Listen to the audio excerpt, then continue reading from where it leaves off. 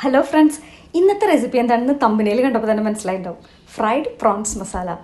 Welcome to chilli മഞ്ചാരോ.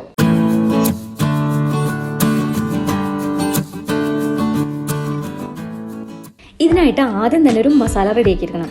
അതിനായിട്ട് കുറച്ച് വെളുത്തുള്ളി, ഇഞ്ചി, പച്ചമുളകൊക്കെ ചേർക്കുമ്പോൾ നമ്മുടെ എരിവിനനുസരിച്ച് ചേർക്കണം കേട്ടോ.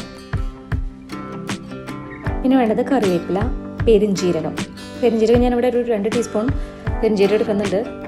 കറിവേപ്പിലേക്ക് ഒട്ടും കുറവ് വരുത്തണ്ട. പിന്നെ ശകല ഉപ്പ്. പിന്നെ വേണ്ടത് വിനെഗറാണ്. വിനെഗർ ചേർത്തിട്ടാണ് ഇത് നന്നായിട്ടൊന്ന് അരച്ചെടുക്കാൻ പോണത്.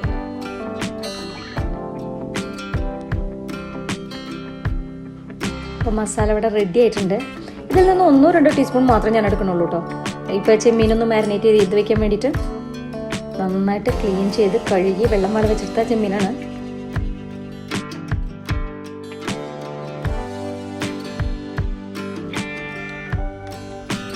ഇതിലേക്ക് ഒരു 2 ടീസ്പൂൺ അരച്ച മസാല ചേർത്തിട്ട് നന്നായിട്ടൊന്ന് മിക്സ് ചെയ്ത് മിനിമം 1 മണിക്കൂർ നേരത്തേക്കെങ്കിലും മാരിനേറ്റ് ചെയ്യാൻ വെക്കണം.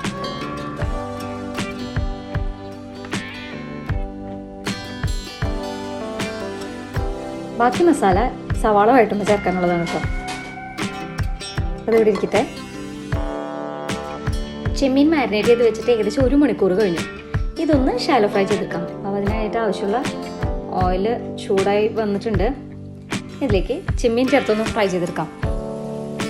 ഏകദേശം ഒരു 3/4 കിലോ ചെമ്മീനായിരുന്നു ഇത്. ക്ലീൻ ചെയ്ത് വന്നപ്പോഴേക്കും 1/2 കിലോ ഉള്ളൂ. ഇനി ഇത് ഫ്രൈ ചെയ്ത് വരുമ്പോൾ ഇത്ര പോലും തോന്നില്ല. അപ്പോൾ ഒന്ന് ഷാലോ ഫ്രൈ ചെയ്യാനാണ് പോണത്. കണ്ടോ, ഇത്രേ ചെമ്മീനേ ഉള്ളൂ. ഇതൊന്ന് കോരിയെടുക്കാം. ഇതേ ഓയിലിലേക്ക് തന്നെ സവാള ചേർക്കാം. സവാള കുറച്ച് കൂടുതൽ തന്നെ ആയിക്കോട്ടെ കേട്ടോ. ചെമ്മീനിലെ മസാല പൊതിഞ്ഞിരിക്കണം. സവാളയുടെ പച്ചമണം മാറി ഒരു സ്ലൈറ്റ് ഗോൾഡൻ കളറാണ്. ആവശ്യത്തിന് ഉപ്പ് ചേർക്കുക.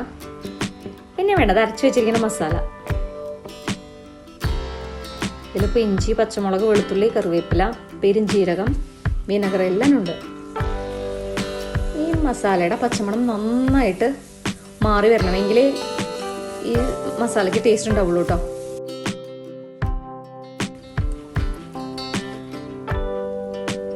കുറച്ച് കറിവേപ്പില ചേർക്കുന്നുണ്ട്.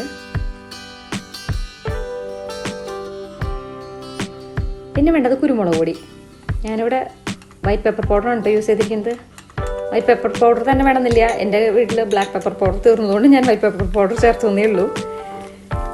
അതിലേക്ക് നമ്മൾ ഫ്രൈ ചെയ്ത് വെച്ചിരിക്കുന്ന പ്രോൺസ് ചേർത്തിട്ട് നന്നായിട്ടൊന്ന് മിക്സ് ചെയ്തെടുക്കുക. പിന്നെ വേണ്ടത് തേങ്ങാപ്പാലാണ്. ഞാനിവിടെ മാഗിയുടെ കോക്കനട്ട് മിൽക്ക് പൗഡറാണ് കേട്ടോ ആഡ് ചെയ്യണത്. അതുകൊണ്ട് തന്നെ നല്ല തിക്കായിട്ട് കിട്ടിയിട്ടുണ്ട്. ഈ തേങ്ങാപ്പാൽ ഈ ചെമ്മീനിൽ കിടന്ന് നന്നായിട്ടൊന്ന് വറ്റി ആ മസാലയിൽ ശരിക്കും തേങ്ങാപ്പാൽ നന്നായിട്ട് പിടിക്കണം. കൂടുതൽ ടേസ്റ്റ് വരുള്ളൂ. ഇതിലിപ്പോൾ തക്കാളി ഒന്നും ചേർക്കേണ്ട ആവശ്യമില്ല. കാരണം അരച്ച മസാലയിൽ വിനെഗറൊക്കെ ഉള്ളതുകൊണ്ട് അത്യാവശ്യം പുളിയുണ്ട്.